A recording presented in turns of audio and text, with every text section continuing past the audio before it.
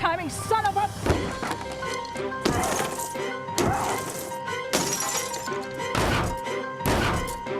Honey, what are you doing? We can fix anything. Collision Specialist CSI, 2 blocks north of I-90 on 218. Hey there, Austin. This is Trey Muse reporting from the Austin Daily Herald, bringing you some of today's top headlines. A 26-year-old Austin man was sentenced to 23 years in prison on Thursday for molesting a 3-year-old girl. Ronald Sandberg Carnes was convicted of first-degree criminal sexual conduct by a Mower County jury in early February. According to a court complaint, he had been babysitting the girl on August 3rd of 2010. Later that day, the girl told her mother about the encounter. After an exam at the Midwest Children's Resource Center, nursing staff determined that there had been sexual contact. Sandberg Carnes was convicted of domestic assault in Mower County in 2006 and in Steele County in 2008. Well, let's take it out to Daily Herald reporter Matt Peterson with today's weather on the roof. Matt, what's it looking like outside? It's looking like rain and possibly a little bit more of it. It's drizzling a little bit right now, and I hear some thunder in the background, and there's possibility for some thunderstorms later in the afternoon with a high of 93 degrees. Pretty muggy outside. The clouds should pass through quickly, however.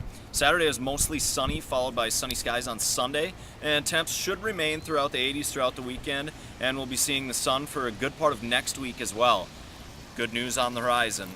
Let's take it back to you inside, Trey. Looks like it's getting pretty bad right now. Thanks, Matt. Austin moved one step closer to having its own dog park Wednesday night at a park board meeting.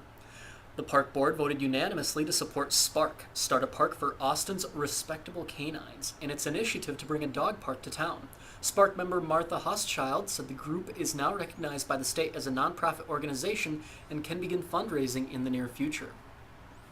And finally, this year's Austin High School graduation ceremony is 7 p.m. tonight at Riverside Arena.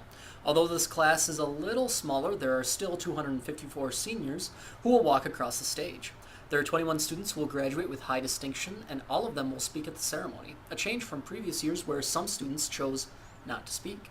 Each student, regardless of distinction, will have his or her name and future plans announced. Well, that's it for today's top headlines. For more news about your community and your town, please go to austindailyherald.com. I should let you know that our kickball team, unfortunately, is still looking for its first win. The Newsies did not defeat Where My Pitch Is At last night. We came close. It was a close game for a little while, but they ended up breaking ahead, and we just couldn't catch up. So we're still looking for that elusive W. We're going to get it next week, though. We're pretty confident. It's going to happen. Well, for the Daily Dose, I'm Trey Muse, saying that's the way it is today.